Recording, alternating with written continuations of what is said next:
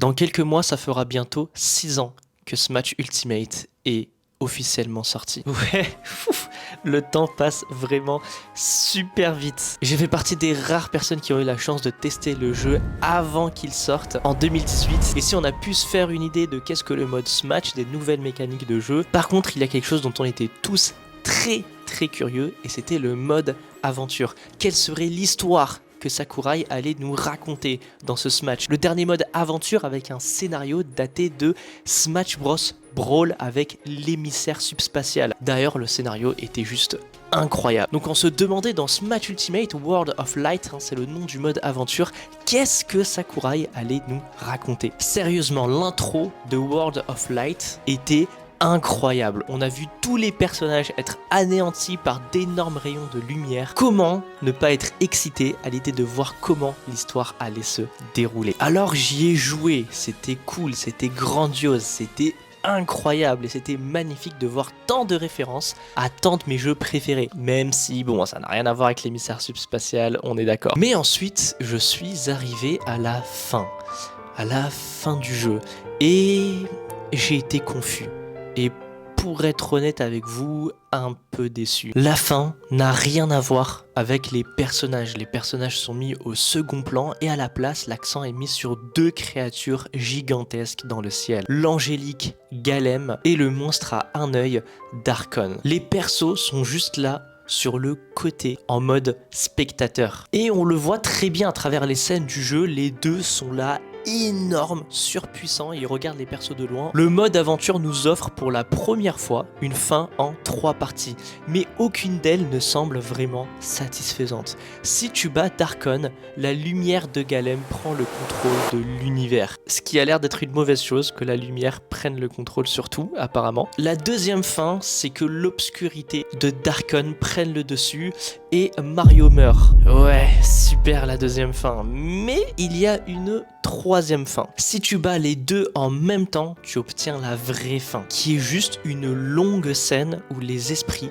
des personnages volent vers le ciel. Où est la scène épique où les persos se tiennent sur une falaise et regardent fièrement vers l'horizon tandis qu'on a la musique de Brawl? Aucune des fins n'a vraiment de sens. Elle ne donne pas vraiment l'impression d'une victoire. C'est des fins qui laissent un goût amer. Mais si je vous dis que derrière ces fins, il y a une signification très profonde à Smash, à tout le lore de Smash, et qui touche directement à son créateur lui-même, Sakurai. Les amis, bienvenue sur Rikusama Theory. Préparez votre chocolat chaud, parce qu'aujourd'hui, je vais vous révéler la signification terrible qu'il y a derrière la fin de Smash Ultimate.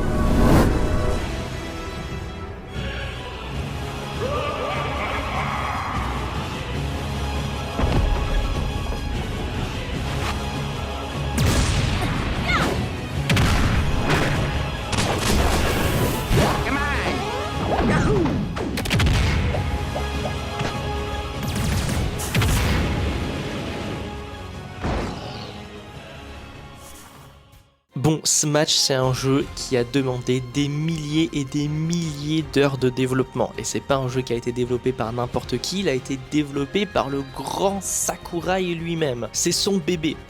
Donc, ne croyez pas qu'il a mis ses fins au hasard. Ces 3 fins qui, on dirait qu'elles sont sorties de nulle part, ont des significations bien plus profondes que vous pouvez l'imaginer. Après avoir passé du temps à faire des recherches et à réfléchir à ces fins, je suis sûr d'avoir trouvé la solution. Alors il y a déjà des théories super connues sur Smash Ultimate. Dans la théorie Smash que la plupart d'entre vous connaissent peut-être, les jeux Smash représentent en fait directement l'évolution du père de la série, donc Masahiro Sakurai, qui grandit lui-même avec son rapport toujours en évolution à l'industrie du jeu vidéo et aux personnages de jeu. Le Super Smash original sur Nintendo 64 parlait d'un enfant qui jouait avec des peluches. Ça a été confirmé direct par l'ancien président de Nintendo, Satoru Iwata. Dans Melee, l'enfant est plus âgé, il est un petit peu plus mature, il collectionne des trophées de personnages au lieu de peluches. Et Brawl parle de combattre les tabous sociaux. L'idée que les jeux vidéo sont pour les enfants et non pour les adultes. C'est pour ça que le boss final du jeu s'appelle Tabou. Et son langage corporel est celui d'un adulte introverti. Son objectif à travers l'émissaire subspatial est de transformer tous les personnages vivants en trophées. Symboliquement, ça revient à tuer l'imagination et l'esprit enfantin qui donnait vie aux personnages. Mais à la fin, les persos l'emportent. À la fois littéralement et figurativement, ils brisent les tabous sociaux qui ont essayé de les enfermer. À travers la série, il y a eu 2 constantes, Master Hand et Crazy Hand. Alors en français c'est Créamin et Démaniaque. Quand Smash Bros est sorti en 1999, tout le monde s'attendait à ce que le dernier combat soit contre Ganondorf, je sais pas, Mother Brain ou un autre boss surprise comme Bowser. C'est pourquoi ça a choqué beaucoup de gens que l'ultime adversaire dans le tout premier mode classique soit une grande main blanche avec un gant qui te gifle. Et c'est encore plus surprenant dans Melee quand Sakurai a décidé de doubler le boss et de créer sa contrepartie, l'autre main blanche. Cependant, les jeux ont toujours été très clairs sur ce que ces 2 mains représentent. Selon leur trophée, Master Hand, donc Créamain, c'est le pont entre le monde réel et l'arène de combat fictif. Et selon Smash 4, Créamain est la personnification de la créativité. D'après Brawl, elle a des pouvoirs qui sont pratiquement sans limite. Crazy Hand, cependant, donc Démaniaque, est la force impulsive et destructrice. Selon son trophée dans Melee, Démaniaque est rempli de sentiments qui veut détruire tout ce qu'on vient de créer. Tout cela a du sens. C'est Créamin qui sort les peluches de la boîte à jouer et c'est son claquement de doigts qui transforme la table en arène de combat dans Smash 64. Et honnêtement, quand on était petit, qu'est-ce qu'on faisait ? On avait nos petits jouets et c'était nos mains en fait qui donnaient vie à nos jouets, c'était nos mains qui donnaient scénario. On se faisait des scénarios complètement débiles. Ah, je me rappelle l'époque avec les petites voitures Hot Wheels là, c'était banger de ouf. Ah, mais bon, les gosses d'aujourd'hui, je pense, ils sont plus sur Fortnite. Ils auront pas la chance de connaître ce qu'on a connu. Enfin, bref, les théories très connues sur ce match veulent que ces mains-là appartiennent à Sakurai. Il est l'âme créative derrière la série. C'est lui qui a littéralement le contrôle total sur cet univers. Et Démaniaque représente la destruction de sa propre création. Cette impulsion destructrice doit également venir de Sakurai, puisqu'il a créé les 2 mains. Mais c'est le dernier combat dans ce match 4 qui a confirmé ça. Pendant le combat, on voit une obscurité sauvage jaillir de Démaniaque. Et c'est la frustration directe de Sakurai vis-à-vis de la série. Il a été très clair entre chaque jeu qu'il voulait que ce soit la dernière série. Il est allé jusqu'à dire en 2015 qu'il pourrait arrêter complètement de faire des jeux après l'épreuve difficile qu'a été le développement de Smash 4. Il dit, je cite, « C'était vraiment éprouvant cette fois-ci. Je pense que je ne pourrai pas continuer à faire des jeux si ça continue comme ça. » Et quand il dit éprouvant, c'est pas seulement des longues journées de travail. Non, non, non, non, non. C'était physiquement et émotionnellement très douloureux pour lui. Et comme il l'a lui-même dit lors d'une interview, la malheureuse vérité de la situation est que c'est toujours le même problème jusqu'à aujourd'hui. J'ai des fortes douleurs, des douleurs si intenses que je ne peux même pas utiliser de souris, donc j'utilise une trackball. Et en tant que développeur principal d'un jeu de combat, c'est malheureusement un gros problème. Ça, c'était en 2015. En 2015, et le voilà 3 ans plus tard travaillant sur un nouveau jeu de la même série. Et faut pas oublier que c'est pas la sortie du jeu que c'est bon, il a arrêté d'y travailler, parce que je vous rappelle aussi les DLC qui ont continué à sortir, donc pendant tout ce temps-là, c'est du taf en plus. Alors Sakurai représente certes Créamin, mais peu à peu, il porte en lui de la colère, du ressentiment envers sa création, de la rage d'être prisonnier de cette série, une obscurité qui prend forme dans le dernier combat de Smash 4, jusqu'à ce que la rage s'apaise et qu'il abandonne, devenant finalement une boule de tristesse résignée, attendant d'être éliminé par le joueur. Tout comme Sakurai le dit dans la dernière partie de sa citation, mais au final, je suis toujours à 100% dévoué au développement de Smash Bros. C'était l'état dans lequel il se trouvait à la fin du développement de Smash 4. Comprendre les rôles des 2 mains et la relation de Sakurai avec les personnages est nécessaire, car c'est ainsi que commence l'histoire de Smash Ultimate. Au début, nous voyons une armée de créamins, dirigée par le personnage Galem, sur le point d'attaquer nos héros sur la falaise. Soudain, on voit créamins se déchirer les unes après les autres. Galem se transforme littéralement en un trou noir, absorbe l'énergie de créamins et tire les rayons de lumière qui détruisent tout sauf Kirby qui parvient à s'échapper. Tous les autres personnages sont capturés et transformés en copies sans âme. Que se passe-t-il dans cette scène? Alors juste veuillez noter, je vais y revenir plus tard dans la vidéo, de toute manière vous allez faire le lien vous-même avec la fin de la vidéo, mais n'oubliez pas que Kirby, qui est le seul personnage qui réussit à s'enfuir, symboliquement c'est très grand. Kirby est la création de Sakurai. Ce n'est pas pour rien que Kirby est le seul qui ait réussi à s'en échapper, mais ça je vais y venir plus tard dans la vidéo. Mais que représente Galem? Et si je vous disais que Galem représente en fait Nintendo? Oui, l'entreprise Nintendo. Ça peut vous sembler complètement absurde, mais restez jusqu'à la fin, tout va être évident. Si Créamin est vraiment la personnification de l'esprit créatif, et qu'il a été le personnage de Sakurai dans le jeu depuis le début, qu'est-ce que Nintendo si c'est une armée de Créamins?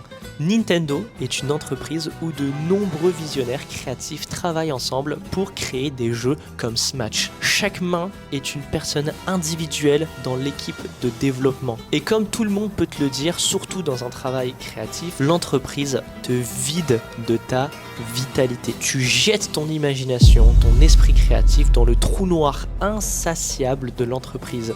Tu donnes ton meilleur, mais ce n'est jamais assez.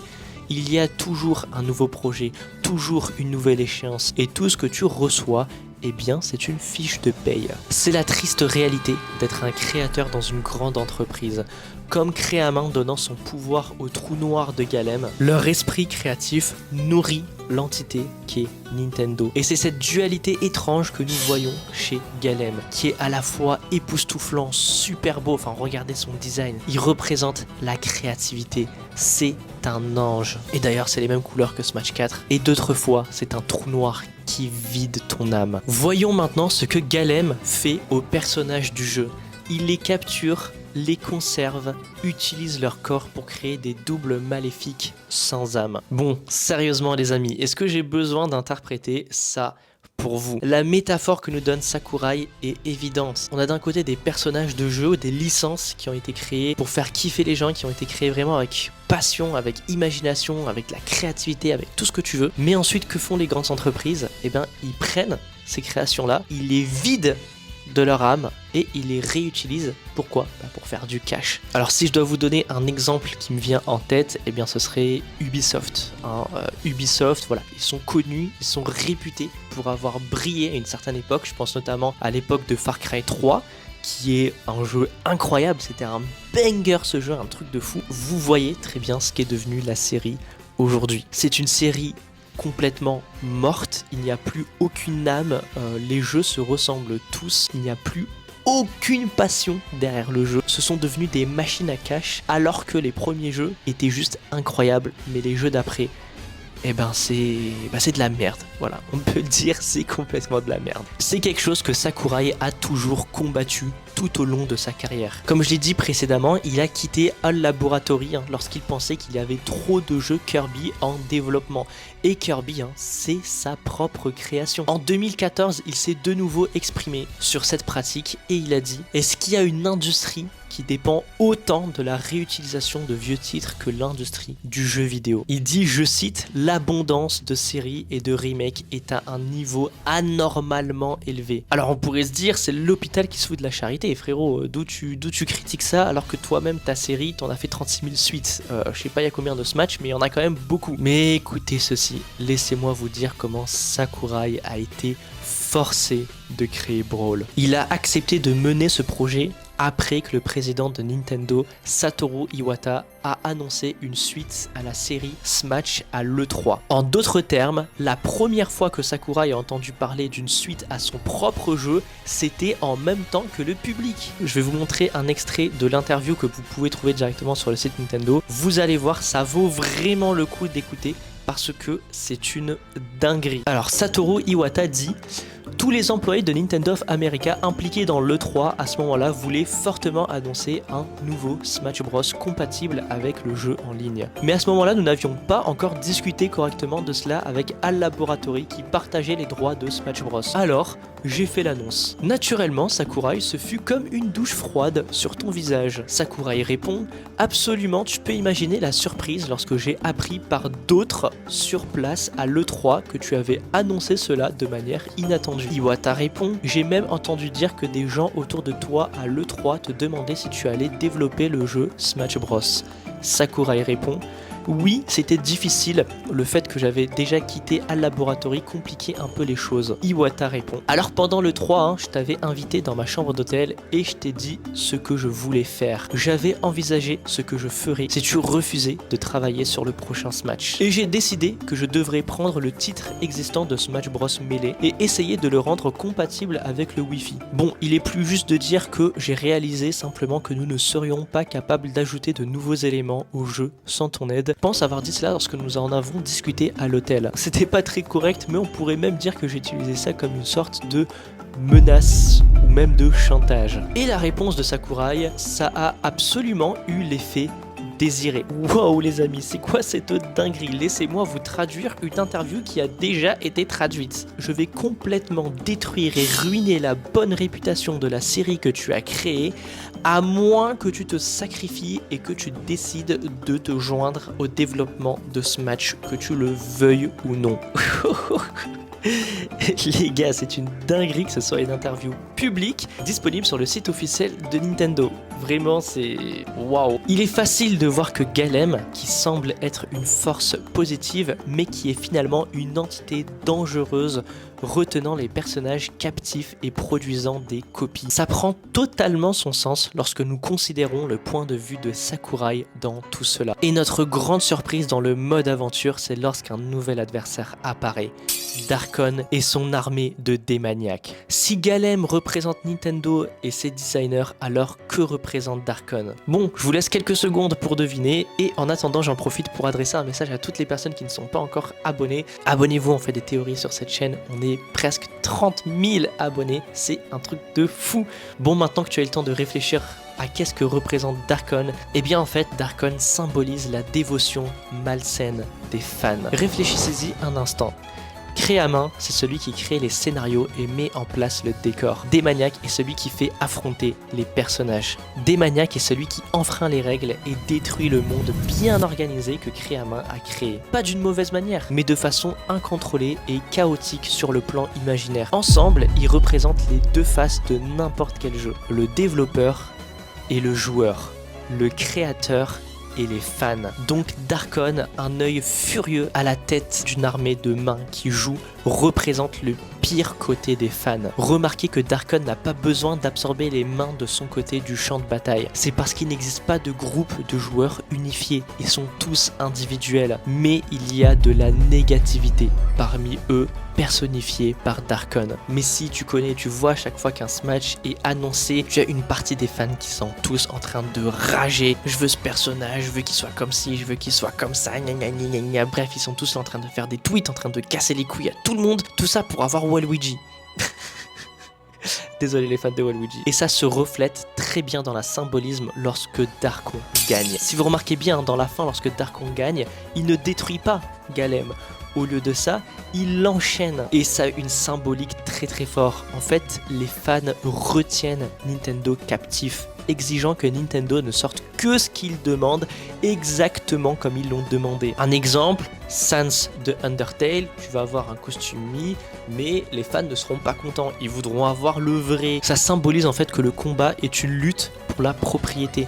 Une entreprise qui pense qu'elle possède les personnages contre la négativité croissante des joueurs qui pensent qu'ils en sont les propriétaires. À partir de là, il n'est pas surprenant que les personnages du jeu semblent être en fait spectateurs. Ils sont au second plan dans les dernières scènes. Car ils le sont en fait, ils sont vraiment au second plan. Parce que l'histoire que Sakurai essaie de nous raconter est indépendante des persos de Smash. Elle va beaucoup plus loin. C'est le point essentiel du scénario. Nous avons d'un côté les créateurs et l'entreprise qui contrôlent les personnages avec leur propre plan, et de l'autre les joueurs qui exigent toujours plus que ce qu'on leur donne. Pendant ce temps, le jeu et ses personnages, le cœur et l'âme qui est développé sont ceux qui souffrent. C'est ce qui est déchiré en morceaux par les deux camps qui finalement meurent si l'un d'eux obtient vraiment ce qu'il veut. Ce que les deux parties oublient dans ce combat, c'est que les personnages ne peuvent pas être possédés.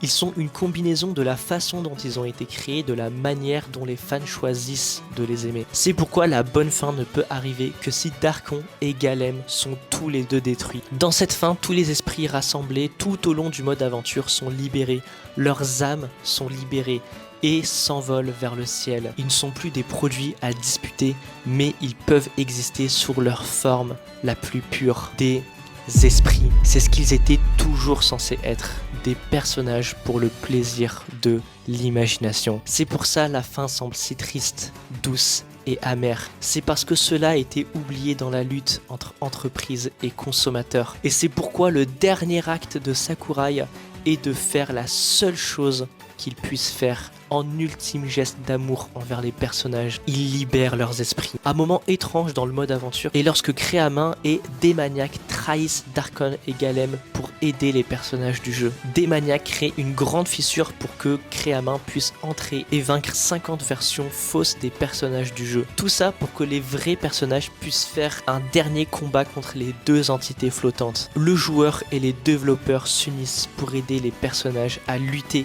contre le pire d'eux-mêmes. Les joueurs ordinaires se battent contre les attitudes toxiques des fans. Les développeurs ordinaires se battent contre les exigences avides des entreprises. Ainsi, les deux mains permettent aux personnages de vivre comme ils ont toujours été destinés à vivre, comme des sources de joie, d'imagination et de créativité. Les deux mains sont celles de Sakurai. Il est à la fois un fan et un créateur. Il aime les personnages de cette série et c'est pourquoi il a été obligé de continuer cette série tant de fois, mais il ne pourra pas les protéger de cette façon pour toujours. Il en a payé le prix avec sa propre santé. Il a donc fait la seule chose qu'il pouvait faire, il les a libérés. Les amis, ce sera le dernier jeu de Sakurai, je vous le garantis.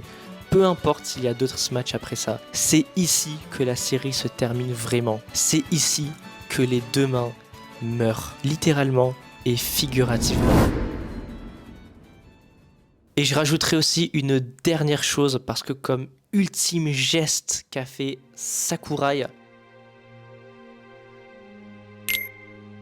il a pu rajouter le dernier personnage, Sora. Alors en termes de symbolique, encore une fois, ça veut dire vraiment beaucoup. Déjà de 1, il a été révélé en fait que Sora a été en fait le véritable vainqueur du sondage des combattants à l'époque de ce match 4. Donc en fait déjà il méritait cette place d'un point de vue des fans, donc Sakurai s'est battu corps et âme pour l'inclure, mais en plus l'inclusion de Sora comme dernier personnage prend tout son sens. Alors je ne sais pas si vous êtes familier avec la série Kingdom Hearts, 13 est un nombre très récurrent qui apparaît tout au long de l'intrigue Kingdom Hearts. 13 c'est le nombre de lettres exactes qu'il y a dans le titre, 13 comme l'organisation 13, maintenant si vous comptez Pyra et Mythra comme des combattants séparés, Sora est le 13e combattant du DLC, sorti avec la mise à jour 13.0. Cette mise à jour 13.0 inclut également 13 esprits et Sora a été révélé 13 jours après cette fameuse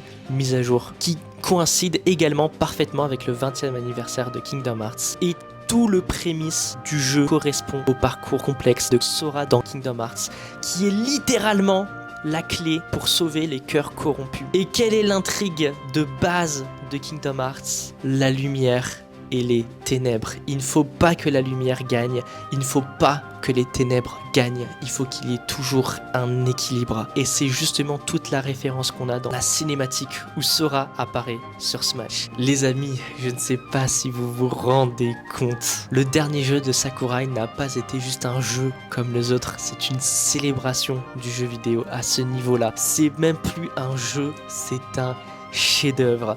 C'était tout pour cette théorie. Encore une fois, je le dis et je le répète, je remercie The Game Theorist, une chaîne 100% anglophone dont je me suis inspiré pour faire cette vidéo, donc merci à eux. Pareil pour les images, je rends à César ce qui appartient à César. Si tu as aimé la vidéo, abonne-toi pour ne pas rater les prochaines. Lâche-moi un petit like aussi, c'est super important pour le référencement. Et dis-moi ce que t'en as pensé en commentaire de cette théorie. Je suis trop curieux d'avoir ton avis. Et si tu veux encore ta dose de théorie, je te laisse checker la chaîne. Il y a quelques vidéos qui apparaissent. C'était Riku-sama. Ciao!